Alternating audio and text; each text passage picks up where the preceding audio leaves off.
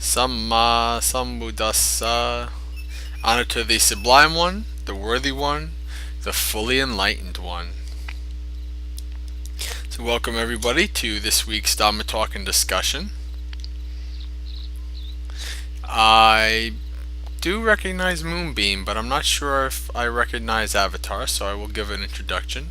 My name is Jayantha, formerly known here as Ferox. I am a 34-year-old lay Buddhist disciple of the Theravada tradition, which means I am not a monk or a master or anything like that. I am just a regular old Buddhist guy, as I like to put it. And I've been on staff here at the Buddhist Center for about a year and a half or so. Welcome, Nikki. So what we do here every Tuesday is a Dhamma talk and a discussion. If you're familiar with the way things go, when you listen to monks talk, they usually talk for a half hour to an hour, and then there's questions after that, and you're asked to hold off your questions until after the monk is done talking. Since I am not a monk and I prefer to have a good discussion, feel free to, while I am talking, to make comments and ask questions. Don't feel that you'd be interrupting me in any way. That is not the case. The best times that happen here at this Dhamma talk is when we actually have a good discussion. I like that. So never feel like you are interrupting or being rude or anything like that if you make a comment or a question. So, today I wanted to talk about a topic that is, as I told Evil before, sure to elicit disputation or discussion. And that being the topic of vegetarianism. And the first thing I wanted to talk about with vegetarianism is that Buddhists are not required to be vegetarians. The Buddha himself was not a vegetarian. In the Pali scriptures, there is nothing that says that people must be vegetarians. Now, in the Mahayana scriptures, there's some scriptures that take a strong stance about being vegetarian. So, in a lot of ways, it does depend on the tradition itself. But for the most part, what you'll see is, monks, according to their rules, basically have to eat whatever the laity, as they call it, the lay people, give to them. Say if we all had to support 2 monks, and if all we gave those monks were Kit Kat bars, that's the only thing they could eat. And they could never ask, I'm tired of Kit Kat bars, could I have some maybe meat or maybe some vegetables or something? They could never do that, because that's against their rules. They are only allowed to eat what is given. So that gives you a little bit of a hint into the concept with regarding vegetarianism.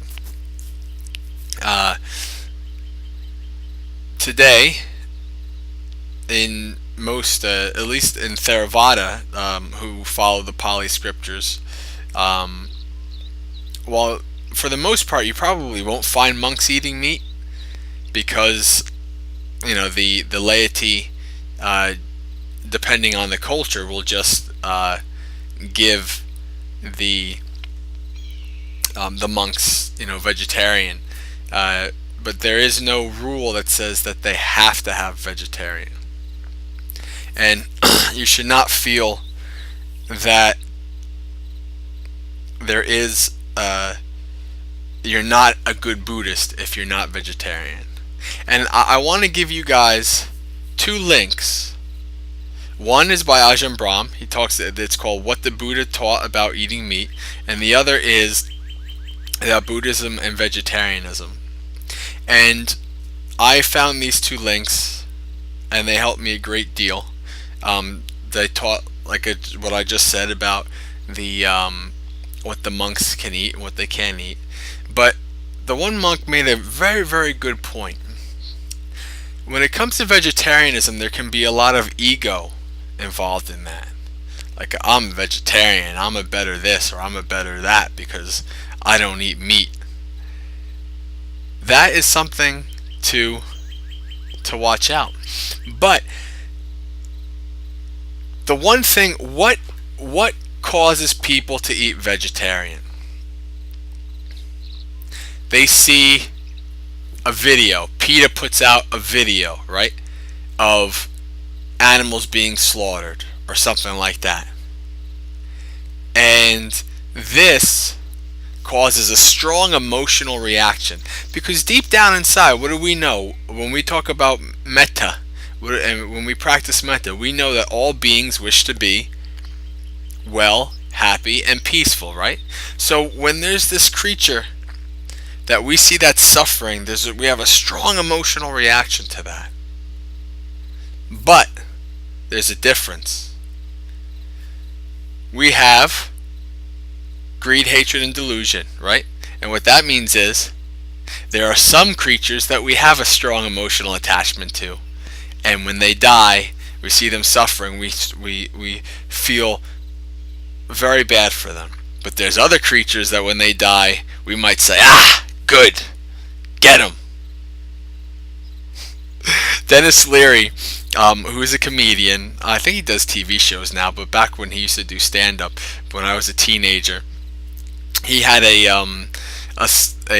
one of his things was called "No Cure for Cancer," one of his comedy bits, and he had this little skit, and he goes, "We only want to save the cute animals, don't we?" And he has this like little skit where he's like, "Oh, come here, cute little dolphin! Get out of here, you possum! Or get out of here, you whatever the ugly animals are that nobody likes." He's like, "Oh, cute little dolphin! Get out of here, you!" And that is a truth with regarding to this, because the reason why I say this is because of this. No matter what you eat, beings suffered because of it. If you say from here on in, I will not eat any meat ever,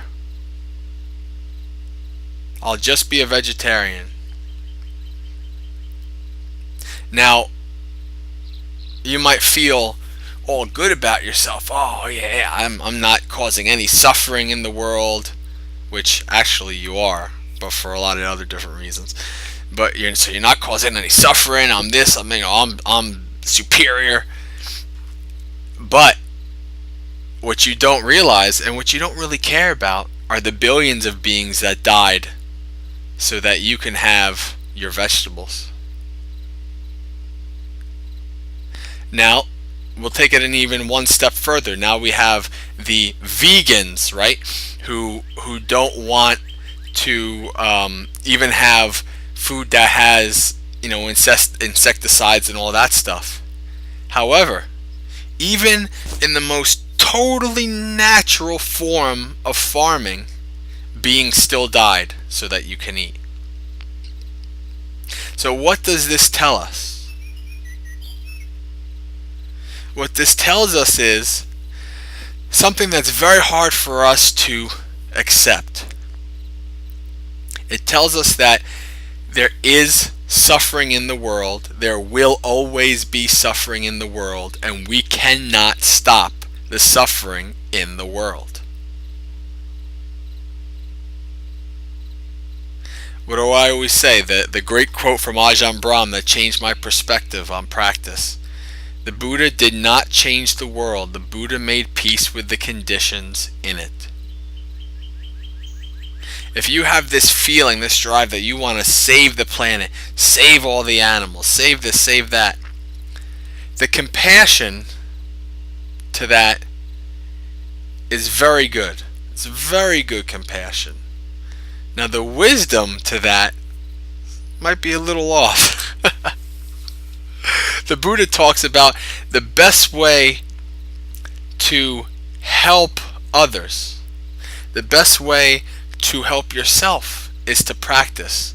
When I talk about the 5 precepts, right? The not killing, the not stealing, not lying, etc. The Buddha calls that a gift to the world. And when you practice metta, the loving friendliness for all beings, when you practice meditation and morality, sila, morality, samadhi, meditation, panya, wisdom, when you practice this and you come to see that it is not beneficial to do unskillful actions, you are creating a positive world around you for all beings. That is how you change the world around you. Now, some might say, well, we can't save every animal or every creature, but we can save as many as we can. And I have nothing against that. I think that if you are in the right state of mind in doing this and understanding, then there's nothing wrong with that statement either. As a matter of fact, have any of you heard of the starfish poem? I guess not.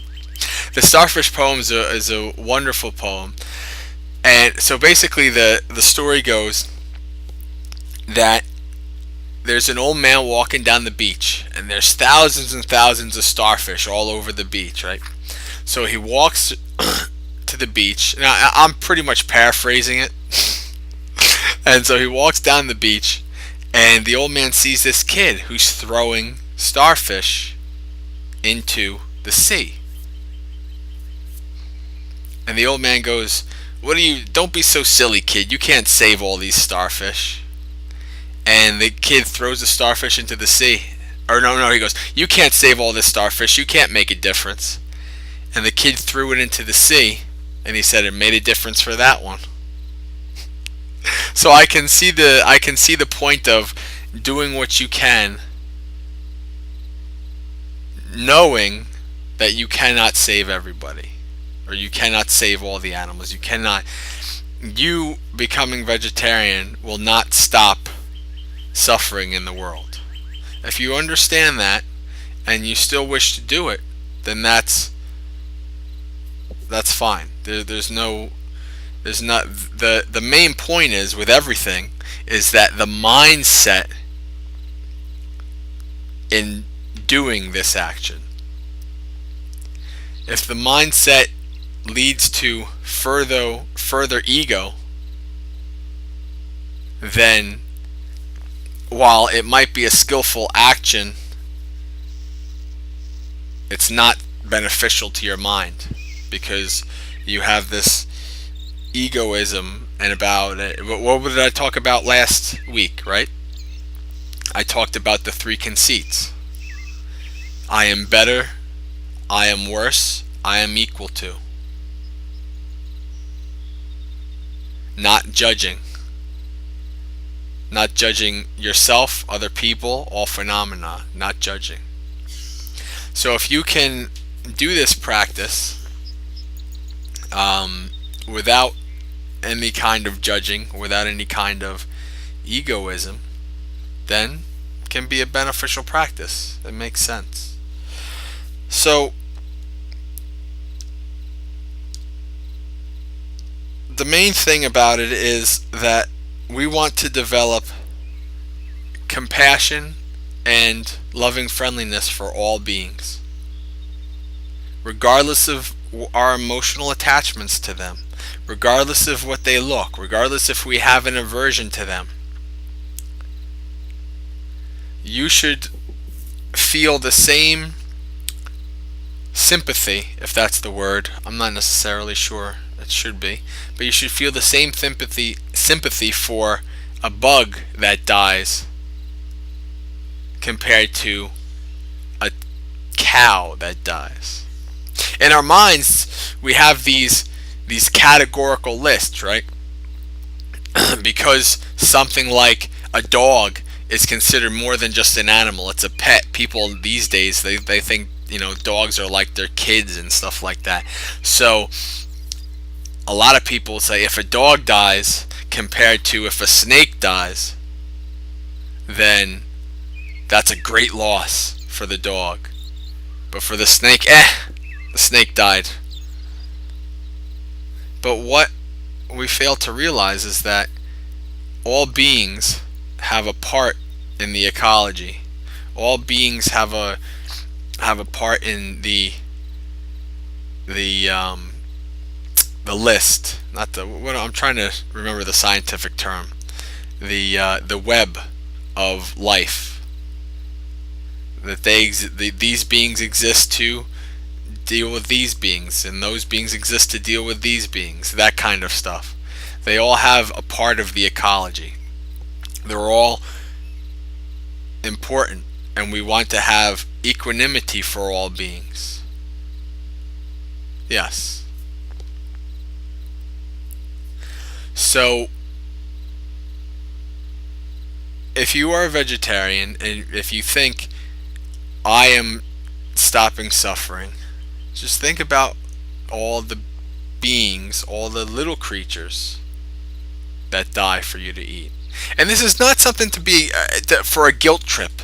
That if somebody started thinking about that, they might think, "Oh my God, I'm never going to eat again. Everything that I do, it causes suffering." We don't realize how much suffering we cause to all beings on this planet.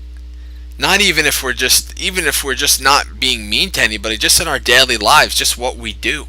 We don't realize how much suffering we cause. But on the other hand, we cannot allow ourselves to feel guilty for that either. Life is dukkha. We are in samsara, and there is dukkha, there will always be dukkha. We cannot stop that. The only person that we can stop suffering for, truly, is ourselves. That's it. And the only way we can truly, truly benefit the world around us is by giving the world around us a sense of fearlessness, that they have nothing to fear from you, that you are a kind, compassionate being. They can be around you. They don't have any fear. They know that you're not going to kill them, or you're not going to do something unskillful. And you will see that when you develop that, animals, children, all of these beings that, while do not have a mature verbal ability to communicate, they have these senses, and they can sense when somebody truly has that gift towards all beings, where they know that you will not harm them.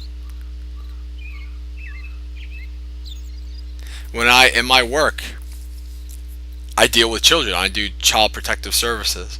So I see children all the time, and I see animals all the time.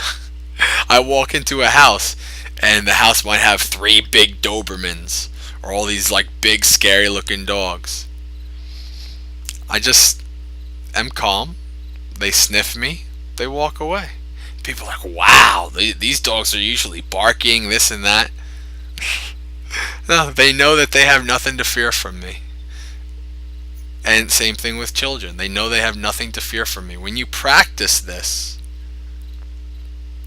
they see this. And you will start to get that.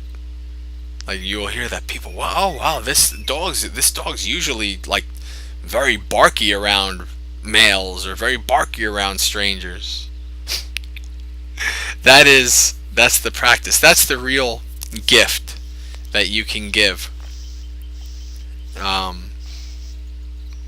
to all beings.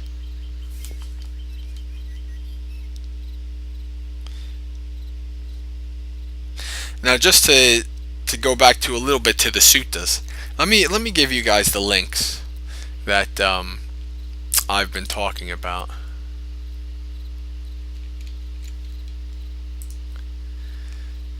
First one is Buddhism and vegetarianism. The top question: Are all Buddhists vegetarians?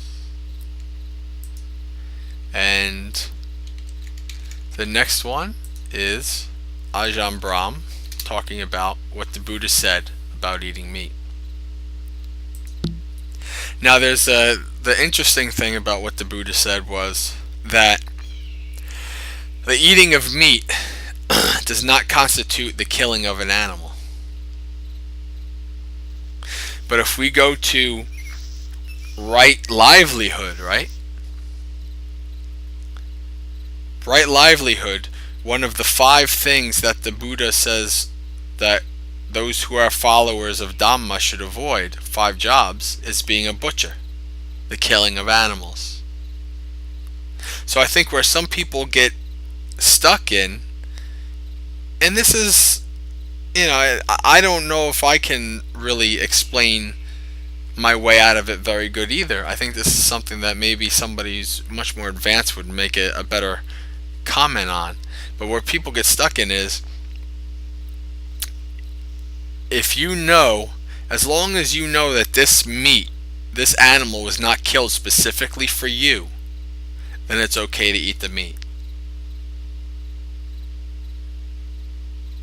But it's not that great for somebody to butcher the animal. So you think to yourself, well, where does the karma go from the killing of that animal? It goes all to the butcher. And you would think, well, wouldn't you feel guilty if you ate that, because you're kind of being implicit in giving the butcher a bad karma? You kind of feel, well, like, so that's something that I don't know if I can really talk too deeply about. That's an interesting conundrum, as I would say.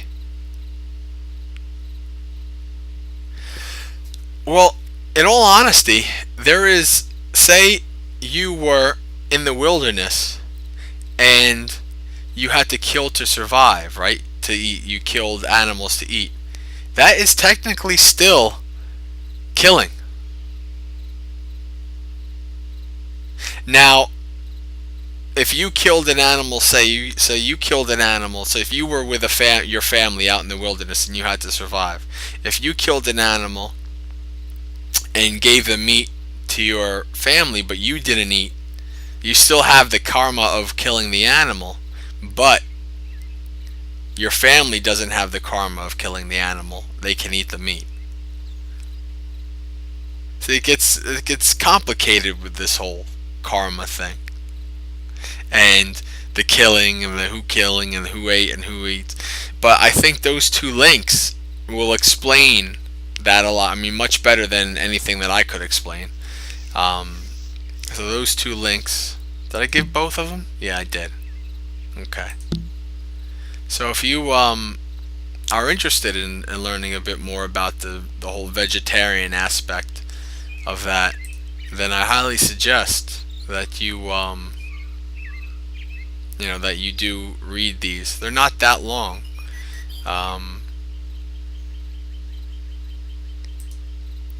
So I guess I've talked for just about a half hour or so.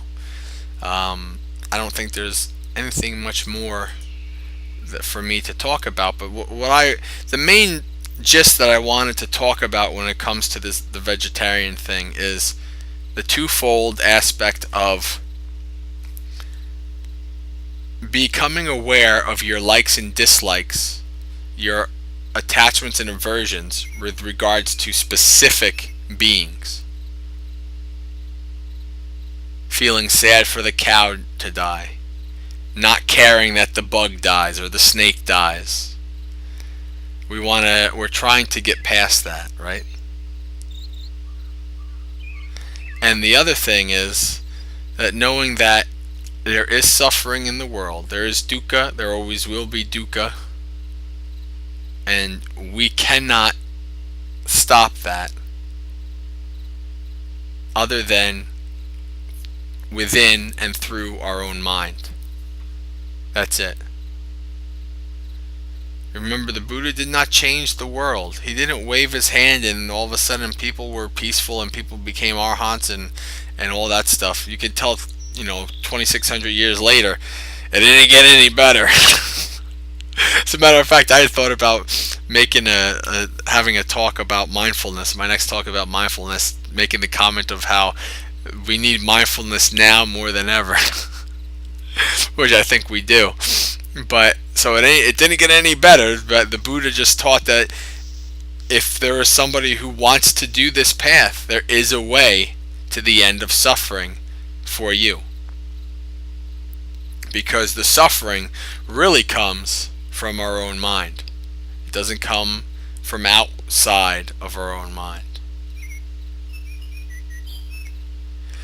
And doing the practice of meditation, practicing metta, practicing sila, morality, these are giving gifts to the world, to the planet, to all beings. A gift of fearlessness and happiness. So I think that's the two main gists that I wanted to give in my talk. And if we choose to be vegetarian, to do it for the right reason and with the right mindset. Not out of emotional attachment and aversion, and not out of an egoistic view of feeling better than others. Because again, it all stems from the mind. It's not the action itself, it's the mind related to that action.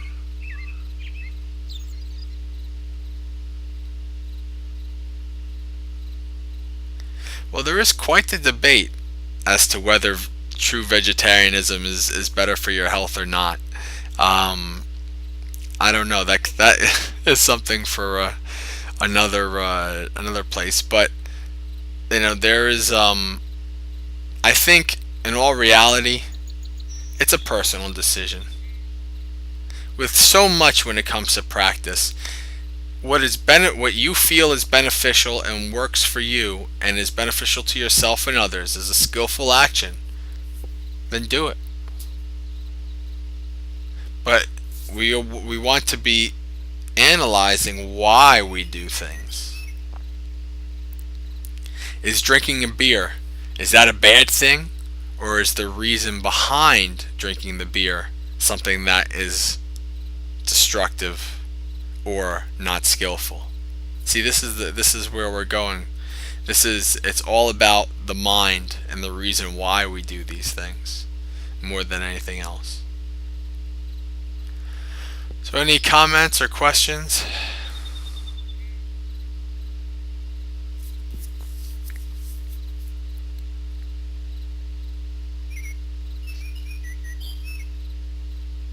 But I had a recent debate about if somebody drinks a beer, if they don't follow the precepts, are they Buddhist or not? And I would technically, I guess they are not truly following the path, not truly because this is part of it. But on the other hand, I also see that people are at different levels of their practice, and it doesn't make somebody bad because they drink a beer. Some people follow the precepts, but they drink a beer every once in a while. Is that something that somebody like me or a monk should say, you're not following the precepts, that's bad? Well, those of you who have heard me talk about the precepts, how I talk about the precepts and how that they are training rules. And if they are broken, you follow them not through a vow, because anything that we do with a vow is meant to be broken. We follow them because we have a natural dispassion for things. So you don't feel the need to drink anymore, so you don't drink. And that's how I did it. When I took the precepts 5 years ago, I haven't drank anything since. I don't feel the need to. There's a dispassion there. It's not something that I feel the need to do, even socially. Even when I'm out with people, I don't feel the need to drink. I don't have to drink. because I do know, even if I just have one, now I might be orthodox or hardcore with regards to that, but I see the point. I see the reason why the Buddha talked about that, as to why it's something to be avoided. So I avoid it. It's nothing big. Let's see.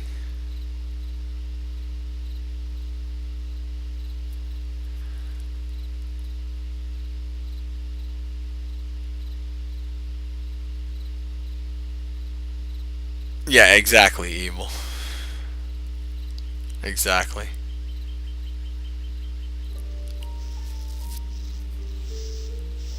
I've also given myself the ability that, you know, say in a month I do take a drink for some reason or another.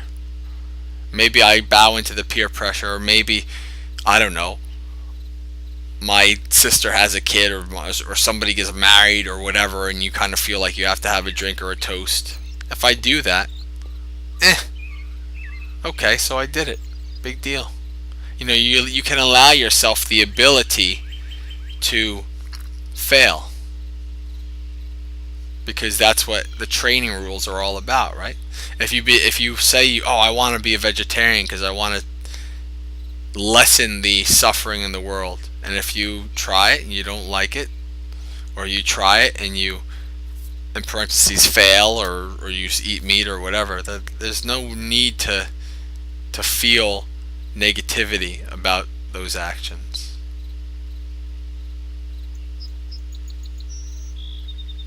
But denying yourself is vowing. That's what it is. Is what that is trying to use sheer willpower to stop an action, and that is doomed to fail. It's absolutely doomed to fail. We know when you practice, you see that the mind changes when it's ready. Things change when it's ready, when certain conditions are met. If it's not ready, you can vow all the time. It's the same. This is how people who are trying to lose weight, they'll go up and down. They'll yo-yo. Lose weight, gain it back. Lose weight, gain it back. I was that person. I remember that. When you're not ready, it's not going to happen. No matter how hard you try to forcefully will it with your mind, it's not going to happen. The trick is to find some way for your mind to change. That's where it can get hard.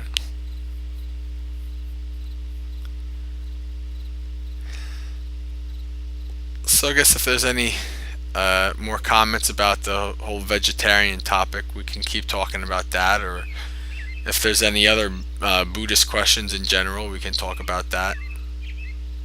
It's a discussion. It's a Buddhist discussion, so whatever we talk about is what we talk about.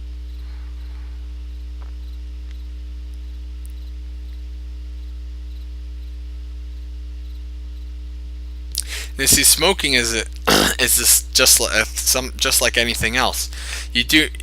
It's interesting. I've been reading a book called The Power of Habit, and I highly suggest reading The Power of Habit. I highly suggest. Especially if you're trying to quit something like smoking. People talk about stuff like smoking and stuff like alcoholism and stuff like, if you can if you do a Google search or an Amazon search, it should be in pretty much any bookstore. It's a very popular book, but you can get it off of Amazon too. Stuff like nicotine. Nicotine only stays in your body for a certain amount of time. Like, I think it's like 2-3 days, something like that. He talks about it in this book, The Power of Habit. And after that, we think that it's a body thing, that we need to have it, but it's really not. It's a mind thing, and it's a habit that's created. So it's very, very interesting. I highly suggest that it just might help you out to check that book out. Because what it is, and it's interesting because in a lot of ways, when you practice, and observe your mind, you start to see how we create habits. And a lot of what's in this book, you actually see through your meditation practice. I'm not sure. Let me check real quick. It's a yellow page. It's a yellow book. Well, actually, I have it on my Kindle, so I don't have the actual book, but it's like a yellow book with dudes in like with mouse wheels or something. Let me see.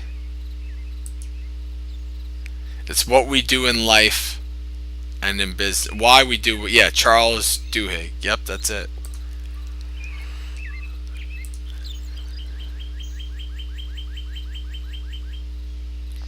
Even if you're not trying to quit something like smoking, I highly suggest reading this book. I think it will help in a variety of ways in life, including our meditation practice. How to develop the habit of meditating on a regular basis. Something that we all have trouble with. But once you have that breakthrough, and once you develop that habit, like I have every morning where I do my 40 minutes of meditation every morning, and then you get attached to that even. And if you don't get your meditation, and then you feel like, oh, my day's ruined if you don't get your meditation in. But then you have to go the opposite way, right? You have to understand that if I don't get my meditation in, it's okay. You people can get addicted to that meditation, and they feel, you know what it is, because you start to see the benefit of meditation, and you start to equate meditating with feeling good and feeling happy, and the negativity that's in our mind, of course, goes towards, oh my God, I didn't meditate, so my day's gonna suck, and I'm gonna feel all negative and horrible. But again, it's all in our mind. Because we view this action as, action equals, well, that would be cue, because they talk about there's a habit is three things. There's a cue, which is something that initiates the habit. The routine is the action that we do over and over again, and the reward is the reason why we're doing the action in the first place. Like, for instance, for somebody who's an emotional eater like myself, right? Cue. Something happens and it sucks. Reward is, I want to not suck anymore. I want to have my feelings be better. So what is my routine? To eat. Eat to feel better. But it doesn't really do that over the long term, does it? It just makes it self-destructive. So what they talk about in the book is the ability to have the same cue. You're depressed or something bad happens, right? And the same reward, you're feeling better, but to change the routine. So if I'm feeling negative and I want to feel better, instead of eating, every time I feel like I want to eat because I'm depressed, how about I sit and I meditate for 5 minutes? And you're getting the same reward, right? So you have the same cue, the same reward, but you're changing the actual habit, the actual routine itself. It's a very interesting book. So you would have to, what the book is going to teach you to analyze is, there's something that happens, there's a cue that happens that makes you want to smoke. And there's a reward you get out of that smoking. What activity, what routine can you substitute for that smoking that will have the same cue and the same reward? That's the interesting aspect of changing the habit.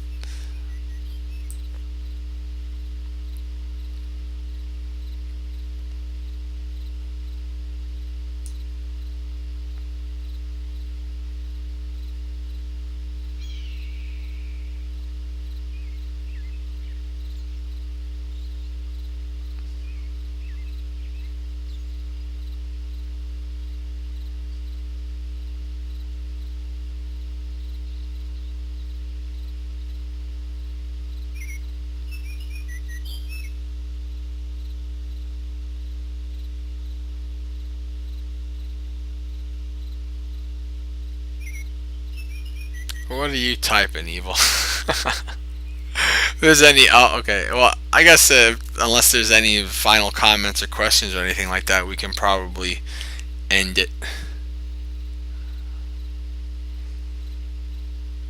Is there anybody who is a vegetarian here or a vegan?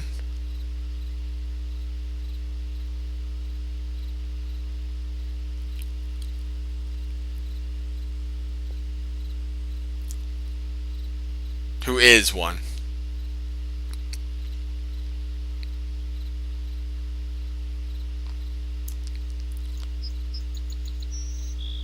Yes, Sid. Well, people will. They feel like they need a coffee to wake up, right? Or people like me feel like they need to do some exercise in the morning to wake up. Uh, or the monks, what they do is they meditate first thing in the morning to wake up. But the real issue is, do we feel that our minds need to really wake up? Or is it just a feeling of drowsiness that we accept and we move on? Meditation is healthier, true. Is what good, Evil?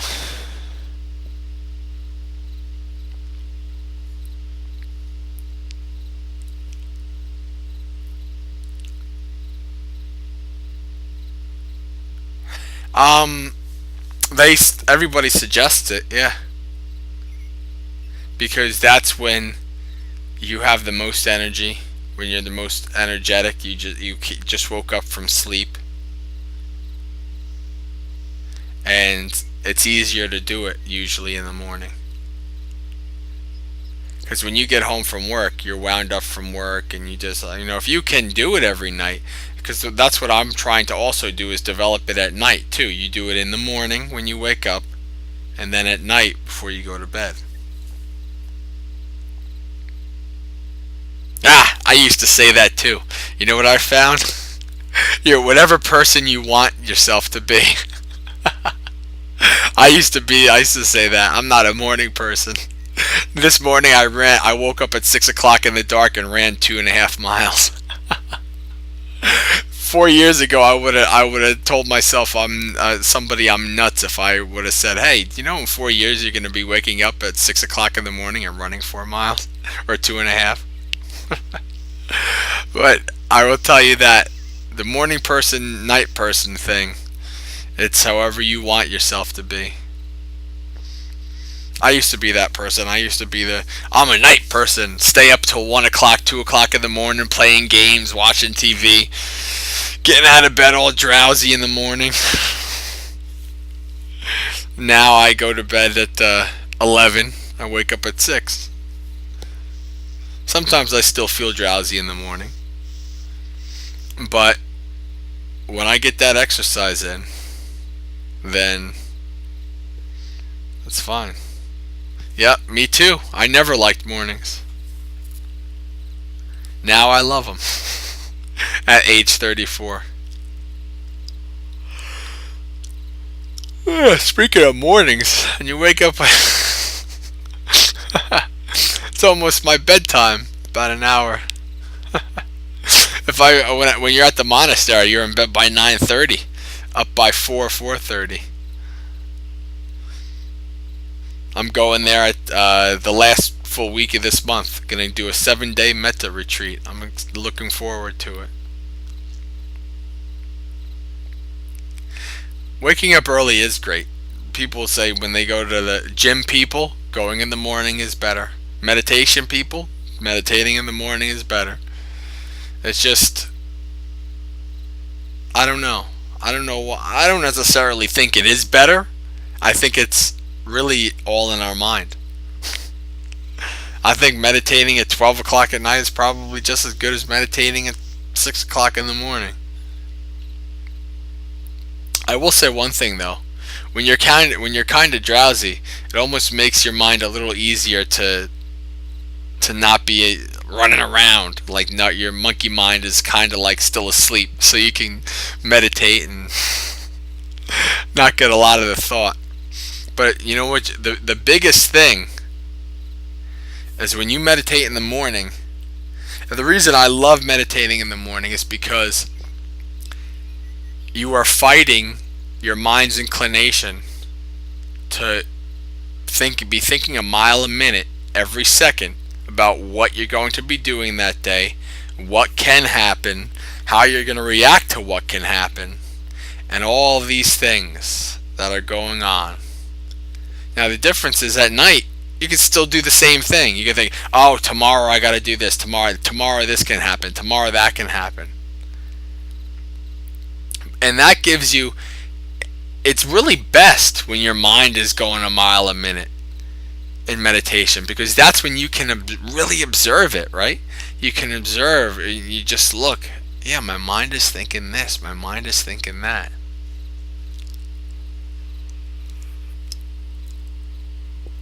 And it's good for your practice, because even now I don't do it as much, and it's not nearly as much of an issue. But in the morning, I'll be doing my walking meditation, and a thought will come in. I got to do this. I got to do that. My job is rough in terms of, you have 15 some odd families, multiple people in the families, multiple, you got to do services, there's literally hundreds of things that I have to kind of juggle and keep going. So there's always something that I feel like is important, and I have to remember, and I have to write down. So when I'm doing my meditation in the morning, I get that often, and it's a perfect object to meditate on. Because when you're doing that, you know that you are not in the present moment. When your mind is in the future, even if it's the next second ahead, even if you start to think, how am I going to take my next step? You're in the future. You are not in that present moment. So that is the way to practice. That is, when you have these things, you can observe this. And the more you observe it, the easier it gets to be in the present moment. And that's really what meditation is all about. Seeing things as they truly are in the present moment. Not how we want them to be, not how we fear them to be or wish them to be, but just as they are.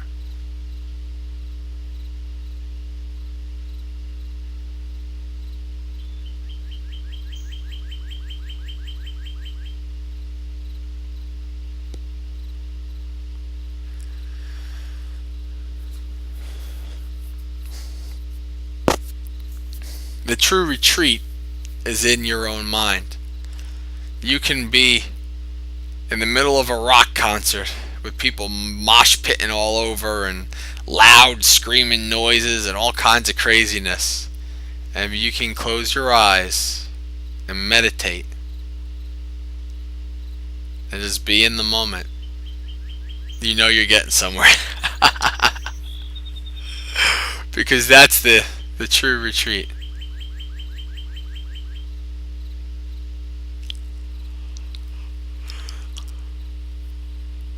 Or you mean like soothing sounds of the ocean or stuff like that?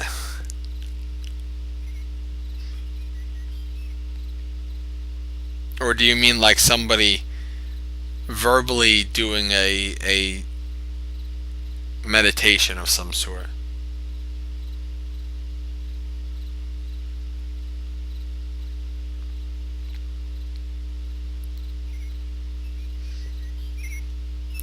Well, in all honesty, I think it depends on what kind of meditation you're trying to do. If you're trying to do Buddhist meditation, then no. You never want to use a tape. There's no point to it. Because you're trying to just observe your mind and observe your body. And when you hear sounds outside, you just recognize them as sounds. As you get to practice, it becomes easier to be able to do that. But for just regular basic meditation, there's no need to have a recording per se. Now there's some types of meditation, maybe like metta meditation or something like that, where at least at the beginning there might be some kind of a guided meditation.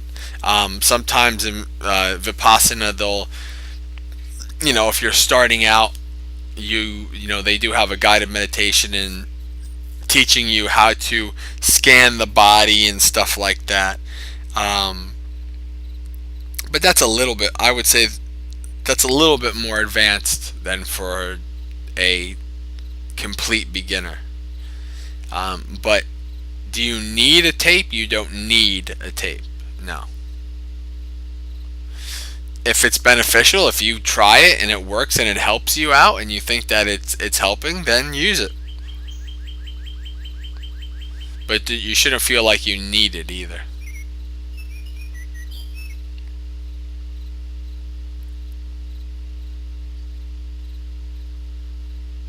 Are you basically just at the very beginning of meditation? You're just literally starting meditation? The main thing about, I'll give you